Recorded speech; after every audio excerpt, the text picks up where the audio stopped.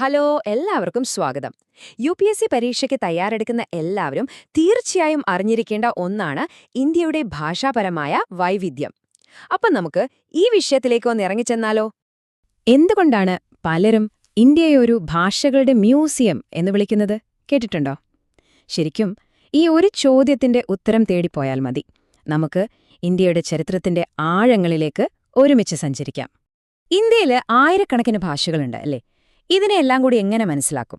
ഒരു എളുപ്പ വഴിയുണ്ട്. ഇവയുടെ എല്ലാം ചരിത്രപരമായ വേരുകൾ നോക്കിയാൽ നമുക്കിവയെ പ്രധാനമായും 4 വലിയ കുടുംബങ്ങളായിട്ട് തരംതിരിക്കാം. ഈ 4 എന്ന സംഖ്യയുണ്ടല്ലോ, അത് പരീക്ഷയ്ക്ക് വളരെ പ്രധാനപ്പെട്ടതാണ്, ഓർത്തുവെച്ചോളൂ. ഇനി ഈ 4 കുടുംബങ്ങളെ എങ്ങനെ ഓർത്തിരിക്കും? അതിനൊരു വഴിയുണ്ട്. നമുക്കിതിനെ ഒരു വലിയ ആൽമരം പോലെ സങ്കൽപ്പിക്കാം. ആ മരത്തിന്റെ ഓരോ ഭാഗവും, അതിന്റെ വേരുകൾ, തടി, ശിഖരങ്ങളൊക്കെ ഓരോ ഭാഷാ കുടുംബത്തെയാണ് പ്രതിനിധീകരിക്കുന്നത്. ഇതോർത്തുവെച്ചാൽ കാര്യങ്ങൾ എളുപ്പമായി. അപ്പോ ശരി, നമ്മുടെ ആൽമരത്തിന്റെ കഥ തുടങ്ങിയല്ലേ? നമുക്ക് ഏറ്റവും താഴെ നിന്ന് തുടങ്ങാം. ആഴത്തിൽ മണ്ണിനടിയിൽ പടർന്നുകിടക്കുന്ന ആ പുരാതനമായ വേരുകളിൽ നിന്ന്. അതാണ് നമ്മുടെ ആദ്യത്തെ കുടുംബം, ഓസ്ട്രോ ഏഷ്യാറ്റിക്. പരീക്ഷയ്ക്ക് വേണ്ടി ഇതെങ്ങനെ ഓർക്കണമെന്ന് ഞാൻ പറഞ്ഞുതരാം. ഓസ്ട്രോ ഏഷ്യാറ്റിക് എന്ന് കേട്ടാൽ ഉടൻ ഓർമ്മ വരേണ്ട ഒരു കാര്യമേ ഉള്ളൂ: ഇന്ത്യൻ ഉപഭൂഖണ്ഡത്തിലെ ഏറ്റവും പുരാതനമായ ഭാഷാ കുടുംബം. ഇതാണിതിലെ ഏറ്റവും പ്രധാനപ്പെട്ട പോയിന്റ്. അപ്പോ ഈ വേരുകൾ എവിടെയൊക്കെയാണ് പടർന്നു കിടക്കുന്നത് എന്ന് നമുക്ക് നോക്കാം. ഇതിൽ ഏറ്റവും പ്രധാനം മുണ്ട ഭാഷകളാണ്. ഉദാഹരണത്തിന് ജാർഖണ്ഡിലും ബീഹാറിലുമൊക്കെ സംസാരിക്കുന്ന സന്താളി ഭാഷ. അതുമാത്രമല്ല, മേഘാലയയിലെ ഖാസിയും പിന്നെ അങ്ങ് നിക്കോബാർ ദ്വീപുകളിലെ ഭാഷകളുമൊക്കെ ഈ പുരാതന കുടുംബത്തിലെ അംഗങ്ങളാണ്. ഓക്കെ, അപ്പൊ നമ്മള് വേരുകൾ കണ്ടുകഴിഞ്ഞു. ഇനി എങ്ങോട്ടാ? നേരെ മുകളിലേക്ക്, ആ മരത്തിന്റെ ഏറ്റവും ബലമുള്ള കരുത്തുറ്റ തായ്തടിയിലേക്ക്. അതാണ് നമ്മുടെ ദ്രാവിഡ ഭാഷാ കുടുംബം. പ്രധാനമായും ദക്ഷിണേന്ത്യയിൽ ഉറച്ചു നിൽക്കുന്ന തായ്തടി. ദ്രാവിഡം എന്ന് പറയുമ്പോൾ നമ്മുടെ മനസ്സിലേക്ക് ആദ്യം വരുന്നതെന്താണ്? ദക്ഷിണേന്ത്യയിലെ ഭൂരിഭാഗം ആളുകളും സംസാരിക്കുന്ന ഭാഷകൾ, അല്ലേ? പക്ഷെ അത് മാത്രമല്ല, വളരെ പുരാതനവും അതേപോലെ സമ്പന്നവുമായ ഒരു സാഹിത്യ പാരമ്പര്യം കൂടിയുണ്ട് ഈ കുടുംബത്തിന്. ഈ തായ്തടിക്ക് 4 പ്രധാനപ്പെട്ട ശാഖകളുണ്ട്. ഏതൊക്കെയാണെന്നല്ലേ? നമുക്കെല്ലാവർക്കും അറിയുന്ന ഭാഷകളാണ്: തമിഴ്, തെലുങ്ക്, കന്നഡ, പിന്നെ നമ്മുടെ മലയാളവും. ഇതിലേറ്റവും പഴക്കമുള്ള ഭാഷ ഏതാണെന്ന് ചോദിച്ചാൽ അത് തമിഴാണ്. അതിന്റെ ഏറ്റവും വലിയ തെളിവാണ് സംഘസാഹിത്യം. ഇവിടെ വളരെ രസകരമായ ഒരു കാര്യമുണ്ട്, ഒരുപക്ഷെ നിങ്ങൾ കേട്ടിട്ടുണ്ടാവില്ല. ബ്രാഹുയി എന്നു പറയുന്ന ഒരു ദ്രാവിഡ ഭാഷയുണ്ട്. അതെവിടെയാണ് സംസാരിക്കുന്നതെന്നോ? പാകിസ്ഥാനിലെ ബലൂചിസ്ഥാനിൽ. ഒന്ന് ആലോചിച്ചു നോക്കൂ. ഇത് ശരിക്കും ഒരു ജീവിക്കുന്ന തെളിവാണ്. ദ്രാവിഡ ഭാഷകൾ പണ്ടെത്രത്തോളം വ്യാപിച്ചിരുന്നു എന്നതിനുള്ള ഒരു തെളിവ്. ശരി, നമ്മൾ വേരുകൾ കണ്ടു, തടിയും കണ്ടു. ഇനി ആ മരത്തിന്റെ പടർന്നു പന്തലിച്ചു നിൽക്കുന്ന വലിയ ശിഖരങ്ങളിലേക്ക് നോക്കാം. ഇതാണ് നമ്മുടെ മൂന്നാമത്തെ കുടുംബം, ഇൻഡോ ആര്യൻ. ഇന്ത്യയിൽ ഏറ്റവും കൂടുതൽ ആളുകൾ സംസാരിക്കുന്ന ഭാഷകൾ വരുന്നത് ഈ കുടുംബത്തിൽ നിന്നാണ്. ഈ കാണുന്ന ചാർട്ടിലേക്കൊന്ന് നോക്കിയേ. ഇന്ത്യയിലെ മൊത്തം ജനസംഖ്യയുടെ ഏതാണ്ട് 75% ആളുകളും സംസാരിക്കുന്നത് ഈ ഇൻഡോ ആര്യൻ കുടുംബത്തിൽപ്പെട്ട ഭാഷകളാണ്. അപ്പോ അതിന്റെ ഒരു വ്യാപ്തി നിങ്ങൾക്ക് ഊഹിക്കാമല്ലേ? ഇൻഡോ ആര്യൻ ഭാഷകളുടെ ചരിത്രം നമുക്ക് 3 ഘട്ടങ്ങളായിട്ട് പഠിക്കാം. ഇത് പരീക്ഷയ്ക്ക് എളുപ്പത്തിൽ ഓർത്തിരിക്കാൻ സഹായിക്കും. ഒന്നാമത്തെ ഘട്ടം പുരാതന ഇൻഡോ ആര്യൻ. ഋഗ്വേദമൊക്കെ എഴുതിയ വൈദിക സംസ്കൃതം ഈ കാലഘട്ടത്തിലേതാണ്. പിന്നെ വരുന്നത് മധ്യ ഇൻഡോ ആര്യൻ. ആ സമയത്താണ് പാലി, പ്രാകൃതം പോലുള്ള ഭാഷകൾ വന്നത്. ബുദ്ധ, ജൈന മതഗ്രന്ഥങ്ങൾ കൂടുതലും ഈ ഭാഷകളിലാണ്. അവസാനം ഏകദേശം AD 1000 ഒക്കെ ആയപ്പോഴേക്കും നമ്മൾ ഇന്ന് കാണുന്ന ഹിന്ദി, ബംഗാളി, മറാഠി പോലുള്ള ആധുനിക ഭാഷകൾ രൂപപ്പെട്ടു. അപ്പോ നമ്മുടെ ആൽമര യാത്രയുടെ അവസാന ഘട്ടത്തിലേക്ക് കടക്കുകയാണ്. നമ്മളിപ്പോ ആ മരത്തിന്റെ ഏറ്റവും മുകളിലാണ്. ആ ഹിമാലയൻ മലനിരകളിൽ പച്ചപ്പ് വിരിച്ചു നിൽക്കുന്ന ഇലച്ചാർത്തുകൾ. അതാണ് നമ്മുടെ 4ാമത്തെ കുടുംബം, ടിബറ്റോ ബർമൻ. ഇതൊരു വലിയ ഭാഷാ ശൃംഖലയുടെ ഭാഗമാണ്. സിനോ തിബറ്റൻ എന്നാണ് അതിന്റെ പേര്.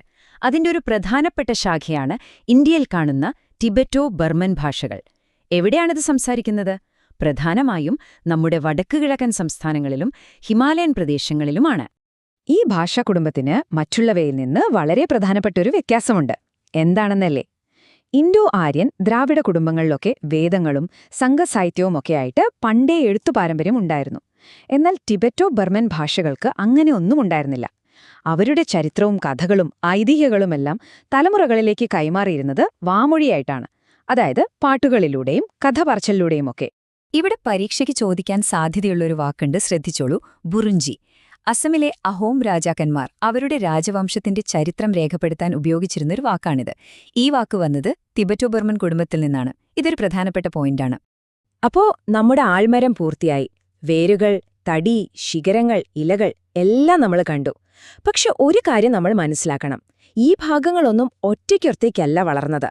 ഇവയെല്ലാം പരസ്പരം ബന്ധപ്പെട്ടും അങ്ങോട്ടും ഇങ്ങോട്ടും കൊടുത്തുവാങ്ങിയും ഒരുമിച്ചാണ് വളർന്നത്, ആ മരം ശ്വാസമെടുക്കുന്നത് പോലെ. ഇതിനെ ഏറ്റവും നല്ലൊരു തെളിവ് വേണോ? നമ്മൾ ഇൻഡോ ആര്യൻ കുടുംബത്തിൽപ്പെട്ട ഋഗ്വേദത്തിന്റെ കാര്യം പറഞ്ഞില്ലേ? ആ പുരാതന ഗ്രന്ഥത്തിൽ പോലും ഓസ്ട്രോ ഏഷ്യാറ്റിക് കുടുംബത്തിലെ മുണ്ട ഭാഷയിൽ നിന്നും ദ്രാവിഡ ഭാഷകളിൽ നിന്നുമുള്ള വാക്കുകൾ കണ്ടെത്താൻ സാധിച്ചിട്ടുണ്ട്. അപ്പോൾ എന്താ ഇതിന്റെ അർത്ഥം? ഇത് വെറുമൊരു വാക്കുകളുടെ കൈമാറ്റം മാത്രമല്ല, ആയിരക്കണക്കിന് വർഷങ്ങൾക്ക് മുൻപേ തുടങ്ങിയ ആഴത്തിലുള്ള സാംസ്കാരിക ബന്ധങ്ങളുടെയും കച്ചവടത്തിന്റെയൊക്കെ അടയാളമാണ്. ശരി, നമ്മൾ ഇത്രയും നേരം പറഞ്ഞ കാര്യങ്ങൾ പരീക്ഷയ്ക്ക് തൊട്ടുമുമ്പ് പെട്ടെന്ന് ഓർത്തെടുക്കാൻ ഈ പട്ടിക നിങ്ങളെ സഹായിക്കും. നമുക്കൊന്ന് വേഗത്തിൽ നോക്കിയാലോ? ആദ്യം ഓസ്ട്രോ ഏഷ്യാറ്റിക്. എന്താ ഓർക്കേണ്ടത്? ഇന്ത്യയിലെ ഏറ്റവും പഴയ കുടുംബം. അടുത്തത് ദ്രാവിഡം. പാകിസ്ഥാനിലെ ബ്രാഹുയുടെ കാര്യം മറന്നു പോകരുത്. പിന്നെ വരുന്നത് ഇൻഡോ ആര്യൻ. ഓർക്കുക, ഇന്ത്യയിലെ 75% ജനങ്ങൾ. അവസാനമായി ടിബറ്റോ ബർമൻ. ബുറുഞ്ചി എന്ന വാക്ക് ഈ കുടുംബത്തിൽ നിന്നാണ് വന്നത്. കണ്ടില്ലേ, എത്ര എളുപ്പമാണ്! അപ്പോ ഭാഷകളെന്ന് പറയുന്നത് ജീവിക്കുന്ന ചരിത്രത്തിന്റെ ഭാഗമാണെങ്കിൽ, ഇന്ത്യയുടെ ഈ ഭാഷാപരമായ വൈവിധ്യം നമ്മുടെ ഭാവിയെപ്പറ്റി എന്തായിരിക്കും നമ്മളോട് പറയുന്നത്? ഇതൊരു വലിയ ചോദ്യമാണല്ലേ? ഇതിനെപ്പറ്റി നിങ്ങളൊന്ന് ആലോചിച്ചു നോക്കൂ. കൂടുതൽ വായിക്കാൻ ശ്രമിക്കുക. അപ്പോൾ അടുത്ത ഒരു വിഷയവുമായി നമുക്ക് വീണ്ടും കാണാം. എല്ലാവർക്കും നമസ്കാരം. ഇന്ത്യയുടെ ചരിത്രം, സമൂഹം ഇതൊക്കെ ശരിക്കും മനസ്സിലാക്കണമെങ്കിൽ നമ്മുടെ ഭാഷകൾ എവിടെ നിന്ന് വന്നു എന്നറിയണം. ഇത് വളരെ പ്രധാനപ്പെട്ട ഒരു വിഷയമാണ്. പ്രത്യേകിച്ച് മത്സര പരീക്ഷകൾക്ക് തയ്യാറെടുക്കുന്നവർക്ക് ഇത് ഒഴിവാക്കാനേ പറ്റില്ല. അപ്പം നമുക്ക് ഈ വിഷയത്തിലേക്ക് ഒന്ന് ആഴത്തിലിറങ്ങിച്ചെല്ലാം. എന്നെങ്കിലും ചിന്തിച്ചിട്ടുണ്ടോ, ആയിരക്കണക്കിന് വർഷങ്ങൾക്ക് മുൻപ് നടന്ന കുടിയേറ്റങ്ങൾ അല്ലെങ്കിൽ മൈഗ്രേഷൻസ് എങ്ങനെയാണ് ഇന്ന് നമ്മൾ സംസാരിക്കുന്ന ഈ ഭാഷകളെയൊക്കെ രൂപപ്പെടുത്തിയത്? അപ്പോ ഈയൊരു ചോദ്യത്തിനുള്ള ഉത്തരം കണ്ടെത്താനാണ് നമ്മളിന്ന് ശ്രമിക്കുന്നത്. ഇത് വെറുമൊരു ചരിത്ര പഠനമല്ല, നമ്മുടെ ഇന്നത്തെ ജീവിതവുമായി പണ്ടത്തെ ചരിത്രത്തെ കണക്ട് ചെയ്യുന്ന ഒരു യാത്രയാണ്. ഈ കാണുന്ന ടേബിളില്ലേ, ഇത് നമ്മുടെ ഒരു റോഡ് മാപ്പായിട്ട് കൂട്ടിക്കോളൂ. ഇന്ത്യയിലെ പ്രധാനപ്പെട്ട വംശീയ വിഭാഗങ്ങളും അവർ സംസാരിക്കുന്ന ഭാഷാ കുടുംബങ്ങളുമാണ് ഇതിൽ കൊടുത്തിരിക്കുന്നത്. കണ്ടില്ലേ? Austro Asiatic, Tibeto Burman, Dravidian, Indo Aryan. നമ്മൾ ഓരോന്നായിട്ട് ഏറ്റവും പഴയതിൽ നിന്ന് തുടങ്ങി വിശദമായിട്ട് തന്നെ നോക്കാൻ പോവാ. അപ്പൊ നമുക്ക് തുടങ്ങാമല്ലേ? ഇന്ത്യയുടെ ഭാഷാ ചരിത്രത്തിലെ ഏറ്റവും ആദ്യത്തെ, ഏറ്റവും പഴക്കമുള്ള ലെയറിൽ നിന്ന് തന്നെ, മറ്റു ഭാഷകളെല്ലാം പടുത്തുയർത്തിയ ആ അടിത്തറയിൽ നിന്ന്. ഒന്ന് ആലോചിച്ചു നോക്കൂ. ഏകദേശം 50,000 വർഷം മുൻപ് അന്ന് ആഫ്രിക്കയിൽ നിന്ന് തുടങ്ങിയ ഒരു വലിയ ജനപ്രവാഹം അവർ നമ്മുടെ ഇന്ത്യൻ ഉപഭൂഖണ്ഡത്തിലൂടെയാണ് കടന്നുപോയത്. എന്നിട്ട് തെക്കുകിഴക്കൻ ഏഷ്യയിലേക്കും ഓസ്ട്രേലിയയിലേക്കുമൊക്കെ വ്യാപിച്ചു. ഓസ്ട്രോലോയിഡ് വംശീയ വിഭാഗത്തിൽപ്പെട്ട ഇവരാണ് പിന്നീട് ഓസ്ട്രോ ഏഷ്യാറ്റിക് ഭാഷകളുടെ ആദ്യത്തെ ആളുകളായി മാറിയത്. അപ്പോൾ ഈ ഓസ്ട്രോ ഏഷ്യാറ്റിക് കുടുംബത്തിന് പ്രധാനമായിട്ടും 2 ബ്രാഞ്ചുകളുണ്ട്. ഒന്നാമത്തേത് മോൻ ഖെമർ. ഇത് സംസാരിക്കുന്നത് മേഘാലയയിലെ ഖാസി വിഭാഗക്കാരും നിക്കോബാർ ദ്വീപുകളിലുള്ളവരുമാണ്. രണ്ടാമത്തേത് മുണ്ട. ഇത് മധ്യകിഴക്കൻ ഇന്ത്യയിലെ സന്താൾ, മുണ്ട, ഹോ തുടങ്ങിയ പ്രമുഖ ഗോത്രവർഗ്ഗങ്ങൾ സംസാരിക്കുന്ന ഭാഷയാണ്. വളരെ രസകരമായൊരു കാര്യമെന്തെന്നാൽ, ഇത്രയും പഴക്കമുള്ള ഭാഷകളായിരുന്നിട്ടുകൂടി ഈ മുണ്ട ഭാഷകൾക്ക് സ്വന്തമായൊരു ലിപി ഉണ്ടായിരുന്നില്ല. അപ്പൊ പിന്നെ എങ്ങനെയാണ് അവരുടെ ചരിത്രം നിലനിന്നത്? തലമുറകളിലൂടെ വാമൊഴിയായി കൈമാറി വന്നു. പിന്നീട് 19-ാം നൂറ്റാണ്ടിൽ ക്രിസ്ത്യൻ മിഷണറിമാർ വന്നപ്പോഴാണ് ഈ കഥകളും പാട്ടുകളുമൊക്കെ ആദ്യമായി രേഖപ്പെടുത്തുന്നത്. അതുവരെ എഴുതപ്പെട്ട തെളിവുകൾ ഇല്ലാതിരുന്നത് ചരിത്രകാരന്മാർക്ക് വലിയൊരു വെല്ലുവിളി തന്നെയായിരുന്നു. പക്ഷേ ഇവരുടെ സ്വാധീനം എത്ര വലുതായിരുന്നെന്നറിയാമോ? നമ്മളിന്ന് ഉപയോഗിക്കുന്ന പല വാക്കുകളും, അതായത് പരുത്തി, കപ്പലോട്ടം, പിന്നെ കൃഷിക്കുപയോഗിക്കുന്ന കലപ്പ പോലുള്ള ഉപകരണങ്ങളുടെ പേരുകളൊക്കെ മുണ്ട ഭാഷകളിൽ നിന്ന് പിന്നീട് വന്ന ഇന്തോ ആര്യൻ ഭാഷകളിലേക്ക് വന്നതാണ്. അവിശ്വസനീയമായി തോന്നാം, പക്ഷെ ഋഗ്വേദത്തിൽ പോലും ഇത്തരം വാക്കുകൾ നമുക്ക് കാണാൻ കഴിയും. ശരി, അപ്പോ ആദ്യത്തെ ലെയർ നമ്മൾ കണ്ടുകഴിഞ്ഞു. ഇനി നമുക്ക് അടുത്തതിലേക്ക് പോകാം. ഇന്ത്യയിലെ രണ്ടാമത്തെ പ്രധാന ഭാഷാപാളി ദ്രാവിഡ ഭാഷാ കുടുംബം. കുടിയേറ്റത്തിന്റെയും അതിസമ്പന്നമായ ഒരു സാഹിത്യ പാരമ്പര്യത്തിന്റെയും കഥയാണിത്. ഈയൊരു സംഖ്യ നോക്കൂ, 22%. വെറുമൊരു നമ്പറായിട്ട് ഇതിനെ കാണരുത്. ഇന്നത്തെ ഇന്ത്യയിലെ ജനസംഖ്യയുടെ ഏകദേശം 1/4 ആളുകൾ സംസാരിക്കുന്നത് ദ്രാവിഡ ഭാഷാ കുടുംബത്തിൽപ്പെട്ട ഒരു ഭാഷയാണ്. തമിഴ്, മലയാളം, തെലുങ്ക്, കന്നഡ. അപ്പോൾ ഇത് എത്രമാത്രം പ്രധാനപ്പെട്ടതാണെന്ന് മനസ്സിലായല്ലോ. ദ്രാവിഡ ഭാഷകളുടെ ചരിത്രം വളരെ സങ്കീർണമാണ്. ഇവരുടെ യാത്ര തുടങ്ങുന്നത് ഏകദേശം 30,000 വർഷങ്ങൾക്ക് മുൻപ് മധ്യേഷ്യയിൽ നിന്നാണെന്ന് പറയപ്പെടുന്നു. പക്ഷേ ഭാഷാപരമായ വേരുകൾ നമ്മളെ കൊണ്ടുപോകുന്നത് BC 4 സഹസ്രാബ്ദത്തിൽ ഇന്നത്തെ ഇറാനിലുള്ള ഇലാം എന്ന സ്ഥലത്തേക്കാണ്. അവിടെ നിന്ന് പാകിസ്ഥാൻ വഴി ഇന്ത്യൻ ഉപഭൂഖണ്ഡത്തിലെത്തിയ ഇവർ പിന്നീട് BC 300-നും AD 600-നും ഇടയിൽ സംഘസാഹിത്യം എന്ന വിശ്വപ്രസിദ്ധമായ സാഹിത്യശാഖയ്ക്ക് രൂപം കൊടുത്തു. ഇതൊന്ന് ആലോചിച്ച് നോക്കൂ. പാകിസ്ഥാനിൽ സംസാരിക്കുന്ന ഒരു ഭാഷ, അതിന് നമ്മുടെ സൗത്ത് ഇന്ത്യയുമായിട്ടൊരു ബന്ധം, അതെങ്ങനെ ശരിയാകും? വിചിത്രമായി തോന്നുന്നില്ലേ? അതിന്റെ ഉത്തരമാണ് ബ്രഹൂയി. പാകിസ്ഥാനിൽ സംസാരിക്കുന്ന ഈ ഭാഷ ഒരു കാലത്ത് ദ്രാവിഡ ഭാഷകൾ ഇന്ത്യൻ ഉപഭൂഖണ്ഡത്തിൽ എത്രത്തോളം വ്യാപിച്ചിരുന്നു എന്നതിന്റെ ജീവിക്കുന്ന ഒരു തെളിവാണ്.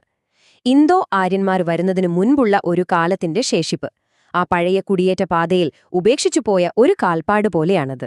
UPSC പരീക്ഷയ്ക്ക് തയ്യാറെടുക്കുന്നവർ ഇത് പ്രത്യേകം നോട്ട് ചെയ്യണം. എന്താണ് സംഘസാഹിത്യം?